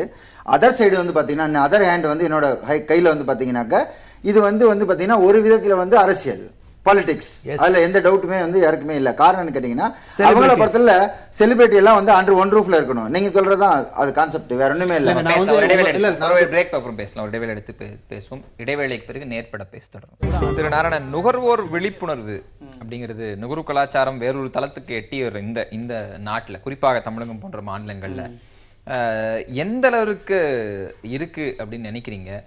விளம்பரங்களால் ஒரு பக்கத்துல வந்து நீங்க முகநூல், இணையதளம் இது போன்ற விஷயங்கள்ல அவ்வளவு ஆக்டிவா இருக்கிற மக்கள் ஒரு விளம்பரத்தின் மூலமாக, ஒரு செலிபிரிட்டி மூலமாக அவ்வளவு ஈஸியா இன்ஃப்ளூயன்ஸ் ஆயிடுறாங்க அப்படின்னு சொல்லிட முடியுமா? கட்டாயம் ஆயிடுறாங்க. நீங்க வந்து வெறும் முகநூல்ல இந்த மட்டும் ஒரு சின்ன மட்டும் சொல்லாதுங்க. நீங்க இன்றைக்கு தமிழகத்தை எடுத்துக்கொண்டால் கலைஞர் காலத்துல வந்து ஒவ்வொரு வீட்டுக்கும் டிவி கொடுத்தாங்க. அடுத்த வேளை சாப்பாட்டுக்கு பணம் இருக்கோ இல்லையோ, 100 நாள் வேலை திட்டத்தில் வேலை முடிச்சுட்டு வர வேண்டியிருக்கோ இல்லையோ, அந்த குடிசைக்குள்ள கூட ஒரு டிவி வந்துடுது. அந்த டிவியில் வந்து பார்த்தீங்கன்னா இன்றைக்கு BMW விளம்பரமும் அங்கே தான் வருது இல்லையா, பாரம்பரிய பட்டு விளம்பரமும் அங்கே தான் வருது. எல்லா விதமான விஷயங்களும் வர்றபோது ஒரு கடை கோடையில் இருக்கிற ஒரு மனிதனுக்கு கூட இந்த BMW நான் கார் வாங்கலாமா, நான் சிவப்பாக ஆகக்கூடாதா, நான் வந்து ஹார்லிக்ஸ் சாப்பிட்டு உயரமாக வளர்ந்துருவேனா, அந்த அபிலாஷைகள் இருக்கும். குறிப்பா வந்து இந்த சாதாரண மக்கள் வந்து படிப்பறிவு இல்லாத பொருளாதாரத்துல கீழே இருக்கிற மக்கள் யார வந்து அவங்க வந்து காப்பி அடிக்கிறாங்கன்னா நடுத்தர வர்க்கத்தை தான். அப்ப நம்மளும் வந்து ஒரு மிடில் கிளாஸ் ஆயிரணுன்றதுக்கான ஆஸ்பிரேஷன்ஸ் எல்லோருக்கும் இன்றைக்கு இருக்கிறது. எல்லோரும் பொருளாதாரத்துல முன்னேறணும்னு நினைக்கிறாங்க, கல்வியில முன்னேறணும்னு நினைக்கிறாங்க. அப்படி இருக்கிற போது அரைகுறை அறிவு வைத்துக்கொண்டு இல்ல சரியான படிப்பு இல்லாத இல்ல விசாரிக்கிறதுக்கான வாய்ப்புகள்லாம் இல்லாம நான் தான் நெட்டில் போய் பல விஷயங்கள் கூகுள் பண்ணி பார்க்க முடியும், இல்லை கிராஸ் செக் பண்ண முடியும். எல்லோருக்கும் அந்த மாதிரியான வாய்ப்புகள்லாம் இல்லை. அப்படி இருப்பவர்களை பாதுகாப்பது அரசுடைய கடமை. இப்போ ஒருத்தர் அந்த மாதிரியான ஒரு நிலையில இருக்கிறவருக்கு வந்து அவருடைய உயிருக்கு பாதுகாப்பு கொடுக்க வேண்டியிருக்கு, உடமைக்கு பாதுகாப்பு கொடுக்க வேண்டியிருக்கு. அவர் வந்து தவறாக யாரும் வழி நடத்தி கொண்டு போகக்கூடாது. அதற்கான செக்ஸ் அண்ட் பேலன்சஸ் கொண்டு வர இருக்கப்போ இன்றைக்கு காலத்தின் கட்டாயமா இருக்கிறது இந்த மாதிரி சட்டங்கள். அந்த சட்டங்களை நடைமுறைப்படுத்த முடியுமா, அதற்கான வேர்வெதல் நம்மள்ட்ட நாட்டு நம்ம அரசிட்ட வந்து அதற்கான ஊழியர்கள் இருக்கின்றார்கள், அதற்கான அமைப்புகள்லாம் இருக்கிறதான்றது வேற. அதெல்லாம் கொண்டு வர வேண்டியிருக்கு. நாளுக்கு நாள் இந்தியா போன்ற நாட்டில் வந்து பல பிரச்சனைகள் இன்றைக்கு உருவாகி கொண்டிருக்கு. அதில் நுகர்வோர்ன்றது தான் எல்லோருமே நுகர்வோராக இருக்கின்றோம். அதனால இதை வந்து இவர்களை பாதுகாக்க வேண்டியது அரசுடைய கடமை. அதற்காக கொண்டு வந்திருக்காங்க. கடைசியில் இது வந்து எந்த அளவுக்கு வந்து நடைமுறைப்படுத்த முடியும், சாத்தியக்கூறுகள் இருக்கின்றன, இல்லை இதுவும் ஒரு சட்டம் வந்து பேரளவில் இருக்கக்கூடிய சட்டமான்றதெல்லாம் பிற்காலத்தான் பார்க்க முடியும். அதற்கான வாய்ப்புகள் ரொம்ப அதிகமாக இருக்கிறது. இதுல வந்து பல பிரிப்பு, அதாவது பார்ட் பை பார்ட்டா பேசலாம்னு நினைக்கிறேன். ஒன்று, அந்த பொருளை தயாரிக்கக்கூடிய தயாரிப்பாளருடைய பொறுப்பு. இரண்டாவது ஆங்கிள் அரசு, அதை கண்காணிக்க வேண்டிய அரசு நிறுவனங்கள், என்ஃபோர்ஸ்மெண்ட் அத்தாரிட்டிஸ்னுடைய பொறுப்பு. மூன்றாவது, இந்த விளம்பரத்தை தயாரிக்கக்கூடிய விளம்பர நிறுவனங்கள், அதில் பங்கேற்கக்கூடிய பிரபலங்கள். இந்த இரண்டு தரப்புக்கு இருக்கிற அதே சம பொறுப்பு இவர்களுக்கு இருக்குதா அப்படிங்கிற கேள்வி இருந்தாலும் பொறுப்புங்கிறது இருக்கு. அப்ப அந்த பொறுப்புணர்ந்து செயல்படலாம் அப்படின்ற ஒரு விழிப்புணர்வை இல்ல ஒரு தேடலை இந்த போன்ற சட்டங்கள் இல்ல இது போன்ற விவாதங்கள் உருவாக்கும் நம்புறீங்களா? இந்த செய்தியை எடுத்து சென்ற ஊடகங்கள்னு சேர்க்க மாட்டேன்றீங்க. அந்த செய்தி எடுத்து சென்ற ஊடகங்கள். சரி, இப்ப நான் வந்து ஒரு பின்னணியை சொல்றேன். ஒரு விளம்பரதாரர் வராரு, ஒரு நிறுவனம் வருது, வந்து எங்க ப்ராடக்ட் எங்களை மாதிரி விளம்பர நிறுவனங்கள்ட்ட வருது, ஏஜென்சிட்ட வருது, வந்து இந்த பொருள் நாங்கள் தயாரிச்சிருக்கோம், இதை விற்க வைக்கணும், இதுக்கு என்ன ஸ்ட்ராட்டஜி கொடுங்கன்னு கேட்குது. இப்போ மீடியா பிளான், மீடியா ஸ்ட்ராட்டஜிலாம் ரெடி பண்ணுறோம். அப்போ எங்களுக்கு கவனம்ல என்னன்னா, அவருடைய டார்கெட் குரூப் யாரோ அவருக்கு அந்த செய்தி கொண்டே சேர்க்கணும். அப்போ அவருக்கு யாரை தெரியும், அந்த இடத்துல தான் பிராண்ட் அம்பாசிடர் ரோல் வருது. ஆனால் நாங்கள் அதோட நின்றது இல்லை. இந்த பொருளுக்கு இந்த மெசேஜ் கொடுக்குறப்ப இந்த மெசேஜுக்கு வலு சேர்க்கக்கூடிய எல்லா சான்றிதழ்களையும் கொடுங்க.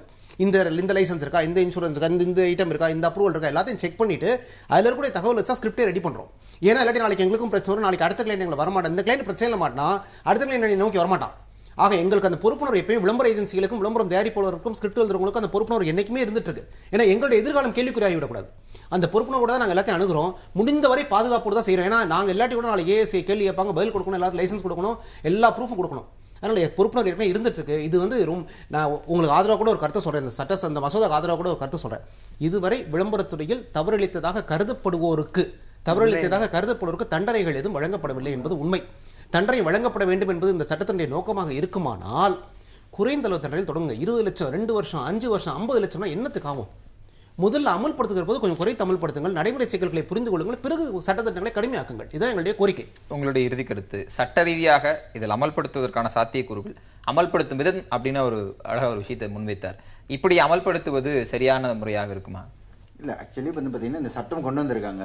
பில் பாஸ் பண்ணும்போது இதில் இருக்க நடைமுறை சிக்கல்களையும் வந்து அலசி ஆராய்வாங்க. நடைமுறை சிக்கலை வந்து அலசி ஆராய்ஞ்சு தான் என்ஃபோர்ஸ்மெண்ட்டுக்கே வெளியே வரும். இப்போ ஒரு சட்டம்னு இப்போ ஆல்ரெடி வந்து இருக்க கன்சியூமர் ப்ரொடெக்ஷன் ஆகிட்டு இருக்கு. அதை வந்து இப்போ வந்து திருத்தங்கள்லாம் பண்ணுறாங்க. பர்டிகுலராக இது முழுசாக சட்டமாக்கல, அதில் இருக்க அந்த நடைமுறையில் இருக்கக்கூடிய சட்டத்தில் வந்து அமெண்ட்மெண்ட்ஸ் பண்ணுறாங்க. இந்த அமெண்ட்மெண்ட்ஸில் இருக்கக்கூடிய நன்மைகள் தீமைகள் வந்து இப்போ வந்து பார்த்தீங்கன்னா இப்போ ட்ரையல் விட்டால் தான் அதனோட இது தெரியும். பேஸ் என்ன, இதனோட ஃபவுண்டேஷன் எப்படி வெளியே வரும் அப்படின்ற அவுட்புட் கிடைக்கும். அதை என்ஃபோர்ஸ் பண்ணும்போது தான் இதனோட நடைமுறை சிக்கல்கள் வந்து அவங்க ஃபேஸ் பண்ணுவாங்க. அப்படி நடைமுறை சிக்கலை ஃபேஸ் பண்ணும்போது கண்டிப்பாக வந்து பார்த்தீங்கன்னாக்கா இன்னைக்கு பிரேம் ஆஃப் த கான்ஸ்டியூஷனே வந்து உங்களுக்கு தெரியும். முதல்ல வந்து நம்ம நாடு வந்து விடுதலை அடைஞ்ச வந்து கான்ஸ்டியூஷன் ஆஃப் இந்தியா உருவாக்கணும். கான்ஸ்டியூஷன் ஆஃப் இந்தியா தான் பிரைமபிள் ஆஃப் எவ்ரி திங். இப்போ இன்னைக்கு சட்டம் கிட்டம் எல்லாமே வந்து அதுக்குள்ள அடங்கியிருக்கு. ஆனால் அதவே வந்து உடனே அமல்படுத்தக்கூடிய சுச்சுவேஷன் வந்தது அவங்களுக்கு. மத்திய அரசுக்கு நிர்பந்தம் வந்தது. அது கோர்ட்டு மூலமாக தான் அது வந்து அமெண்ட்மெண்ட் கொண்டு வந்தாங்க. அதே மாதிரி இந்த சட்டத்தை பொறுத்தளவில் பார்த்தீங்கன்னா இதில் இருக்க நடைமுறை சிக்கல்கள் வந்து இன்னைக்கு அவங்களுக்கு இவங்க என்ன பண்ணுறாங்கன்னா இது வந்து ஒரு நல்லா வந்து இது வரைக்கும் கன்சியூமர்கிட்ட வந்து விழிப்புணர்வு இல்லாட்டாலும் ஒரு செலிபிரிட்டி உள்ளே கொண்டு வரும்போது இதுவும் வந்து அரசாங்கத்தோட ஒரு நல்ல பார்ட்னரோடு நான் சொல்லுவேன். எப்படின்னு கேட்டிங்கன்னா ஒரு செலிபிரிட்டியை பற்றி பேசப்படும் போது தான் இன்னைக்கு வந்து விவாத பொருளாகுது. இன்னைக்கு எல்லா கன்சியூமருக்கு வந்து அவேர்னஸ் வருது. இப்போ நம்ம வந்து நடிகர்கள் மட்டுமே குறை சொல்லி இருக்கிற நேரத்தில் அந்த உபயோக கன்சியூமர்ஸை வந்து நம்ம சொல்லணும். ஒரு நடிகர் சொல்கிறாரு, இப்போ இன்னைக்கு இந்த கிரீமை போட்டால் நாளை காலையில் சரியாயிருவீங்க, இல்லை இந்த வண்டி 120 கிலோமீட்டர் ஸ்பீடில் போடும். ஓகே, 120 கிலோமீட்டர் ஸ்பீடில் போகும். ரோடோட ஸ்ட்ரென்த் என்ன, ரோடு கிரீப் என்ன, உனக்கு அது கண்ட்ரோல் இருக்குமா? பைக் கண்ட்ரோல் இருந்தால் தான் நீ 120 கிலோமீட்டர் ஸ்பீடில் போகணும். அதை விட்டு நீ போன அப்படின்னாக்கா ஸ்கிட் ஆகி கீழே விழுந்து ஆக்சிடென்ட் தான் போய் முடியும். இது வந்து காமன். அதே மாதிரி இந்த சட்டங்கள் வந்து அமுல்படுத்தினாங்க அப்படின்னாக்கா இதனோட நடைமுறைகள் சிக்கல்கள் என்னென்ன வரும். இப்போ இந்த உங்க சொன்ன மாதிரி ஒரு ஹைலி வந்து பெனால்ட்டி வந்து இம்போஸ் பண்ணியிருக்காங்க. 5 ஆண்டு சிறைங்கிறது வந்து ஒரு நடிகர் ஒரு சாதாரண விளம்பரத்தில் வர்றவங்களுக்கு விவாதத்துக்கு உட்படுத்த போறதா இன்னைக்கு சட்டம் ஆகல. அதான் அப்படிங்கும்போது வந்து பாத்தீங்கன்னா இதுல வந்து மினிமைஸ் பண்ணலாம். நாளைக்கு இதே இல்லாம இந்த செக்ஷனை வந்து வேற மாதிரி அமெண்ட்மெண்ட் கொண்டு வரலாம். So many possibilities. அதே அவங்க இறுதி கருத்து திரு மோகன் ராம், உங்களுடைய ஃபைனல் வேர்ட்ஸ். இது போன்ற சட்ட திருத்தங்கள் இல்ல இது போன்ற விவாதங்களின் அவசியத்தை நீங்க எந்த இடத்துல உணர்றீங்க? இந்த சட்ட திட்டத்தை நீங்க எதிர்க்கிறீங்கிறத தாண்டி இந்த சட்ட திட்டத்தை எதிர்க்கவில்லை. அதாவது நுகர்வோர் பாதுகாப்பு சட்ட திட்டத்தை நான் எதிர்க்கவில்லை. ஏனென்றால் நானும் ஒரு நுகர்வோர், எனக்கு பாதுகாப்பு தேவை. அது ரொம்ப தெளிவா இருக்கேன். நுகர்வோர் பாதுகாப்பை நான் எதிர்க்கவில்லை. நுகர்வோர் பாதுகாப்பு சட்டத்தின் இந்த வெவ்வேறு அம்சங்களைத்தான் எதிர்க்கிறேன். அதுவும் ஒரு நடிகனுக்கு எப்படி ஒரு நுகர்வோர், நான் ஒரு நடிகன் என்பதால் மட்டும் நான் நுகர்வோர் அல்லாமல் போகவில்லை. நானும் ஒரு நுகர்வோர். ஐ ஆம் a consumer as an actor. எனக்கு ப்ரொடெக்ஷன் கொடு, எனக்கு ஒரு அமைப்பை கொடு, நான் அங்கே போய் கிளியரன்ஸ் வாங்கிட்டு வரேன். இப்போ ஒரு புது நபரை வந்து முன்பின் தெரியாத ஒரு நபரை வந்து வீட்டில் நாம் வந்து வேலைக்கு சேர்க்கிறோம்னா போலீஸ்ல என்ன சொல்றாங்க, அவங்கள பத்தி கொஞ்சம் வந்து எங்களுக்கு ஸ்டேஷன்ல கேட்டுட்டு போங்க. அது எப்ப வந்தது? பிரச்சனை வந்ததுக்கு அப்புறம் தான். அதே மாதிரி அந்த லைசன்ஸ கொடுங்க, காப்பி வாங்கிக்கங்கன்றாங்க. சோ நான் போலீஸ் ஸ்டேஷன் போய் விசாரிக்கிறேன். இது மாதிரி எனக்கு ஒரு இடம் கொடுங்க. ஒரு நடிகனாக எனக்கு யார்கிட்ட போய் கேட்கணும்னு சொல்லுங்க. நீங்க வந்து அதை வந்து என்ஜிஓவா, அதுக்கு GO, government organisation, I don't care. As a actor சொல்லுங்க, 2 வீக்ஸ் டைம்குள்ள பதில் வரும். பதில் வரலன்னா யூ கோ ஹெட் அண்ட் ஆக்ட்னு சொல்லுங்க, நான் பாட்டுக்கு நடிச்சிட்டு போறேன். இப்போ என்னுடைய பாயிண்ட் என்னன்னா, இந்த இதுல டோன்ட் ஷூட் த மெசஞ்சர். அவன் ஒரு நடிகன் வந்து இதுல ஒரு மெசஞ்சர். அவன் செய்தியை brand ambassador, he is a promoter, he is a sales representative. Messenger கிடையாது. He is the messenger. He is not carrying the message. Media may be a messenger. Media may be a carrier. Brand ambassador தோன்றி தோற்று போன பொருட்கள் நிறைய உண்டு. அது brand ambassador விளம்பரப்படுத்தப்பட்டு அந்த பொருட்கள் நீங்க அந்த விளம்பரத்துல வர செலிபிரிட்டியை மெசஞ்சர்னு சொல்ல முடியாது. அந்த பிராண்ட் அவர் நிர்ணயிக்கிறாரு. என்ன நிர்ணயிக்கிறாரு? ஒரு பிரபலமான ஊட்டச்சத்து பானம், ஒரு பிரபலமான ஊட்டச்சத்து பானத்திற்கு அந்த பிரபலமான நபர் வராமல் வேறொரு நபர் வந்தா மக்கள் ஏத்துக்கவே மாட்டாங்க. அந்த அளவுக்கு அவங்க அந்த பிராண்டோட அம்பாசிடர் மாறுறாங்க. ஒரு நிமிஷம். இந்த ஊட்டச்சத்து பானம் சாப்பிட்டால் உன் குழந்தை வந்து 3 இன்ச் ஏறும் அப்படிங்கிற மெசேஜை எடுத்து சொல்ற மெசஞ்சர் தான். இல்ல சார், இல்ல சார், இல்ல அந்த அத சொல்லக்கூடிய ஊடக மெசஞ்சரா இருக்கலாம். இல்ல சார், அதை பிரதிநிதித்துவப்படுத்தக்கூடிய அம்பாசிடர் அவர் தான் இத வந்து carrying the message. சரி, இவர் சொல்ற point நம்ம வந்து ஒத்துழைப்போம். That is the classic definition of any advertisement. Any marketing expert will define the message itself, and therefore the man carrying the message. Angle இருந்து அது அப்படி இருக்கலாம். கன்சியூமர் ஆங்கிள் இருந்து பிராண்ட் அம்பாசிடர் தான் பார்க்கணும். இல்ல பிராண்ட் அம்பாசிடர் தெரியவே தெரியாது சார் அவனுக்கு. நீங்க போய் கேளுங்க சார், பாமர மக்கள்ல என்னப்பா சொன்னாப்ல சார், தோனி சொல்லிட்டாரு சார் இந்த செருப்பு நல்லா இருக்கு. தோனி சொன்னார் சார் இந்த செருப்பு நல்லதுன்னு. Dhoni is the messenger of that message. இல்ல நான் என்ன சொல்றேன், how do you define a messenger? அதான் மறுபடியும் சொல்ல, கன்சியூமர் ஆங்கிள் நான் சொல்றேன். இந்த பேப்பர்ல படிச்சேன், இந்த டிவில படிச்சேன், இந்த டிவில பார்த்தேன், இதை வாங்குறேங்கிறதுக்கு முன்னாடி அவங்க சொல்றது இந்த பேப்பர்ல இந்த டிவில எல்லாத்துலயுமே இவர் சொன்னாருங்கிறது தான். ஒரே சிம்பிளா சொல்லுவோம். நிறைய பாமர மக்களுக்கு நம்ம நேரம் இல்ல, இன்னைக்கு நிறைய பாமர மக்களுக்கு அவங்க போடுற சோப் என்ன சொல்லி போடுவாங்க தெரியுமா? அந்த சோப்போட நேம் சொல்ல தெரியாது. இந்த பொண்ணு போட்ட சோப்புன்னு அந்த நடிகை பேரை சொல்லி தான் சொல்லுவாங்க. ஒத்துக்கிறீங்களா? இல்ல குறிப்பா வந்து சொல்றாங்கல்ல, ஒரு விளம்பரத்தை வந்து நாம் போல சாதாரண ஒருத்தர் நடிக்கிறதுக்கும் ஒரு பிரபலம் நடிக்கிற போது அதற்கு கூடுதல் கட்டாயம் இம்பாக்ட் இருக்கிறது. அதனாலதான் கோடி கோடி ரூபாய் கொடுத்து கொண்டு வராங்க. ஏன் சாதாரண முகத்தை போடுறது இல்ல? அதனால கட்டாயம் உங்களுக்கு பொறுப்பு இருக்கிறது. இது வந்து சமூக பொறுப்பு மட்டுமல்ல, நுகர்வோரை பாதுகாப்பதில், நுகர்வோரை ஏமாற்றாமல் இருப்பதற்கான பொறுப்பும் அவங்களுக்கு சுய பொறுப்புன்னே அதை நம்ம டேர்ம் பண்ணலாம். விவாதத்தில் நிறைய விஷயங்கள் பேசியிருக்கோம். இந்த அமெண்ட்மெண்ட்டும் விவாதத்துக்கு உட்பட்டதாக இருக்கு. இது சட்டமாகும் போது என்ன மாதிரி வடிவத்திற்கு வருது என்று பொறுத்திருந்து பார்ப்போம். நிகழ்வில் கலந்து கொண்ட அனைவருக்கும் நன்றி. நன்றி. மீண்டும் ஒரு நேர்பட பேசாமல் சந்திக்கிறேன். எதிர்த்து பேசிட்டு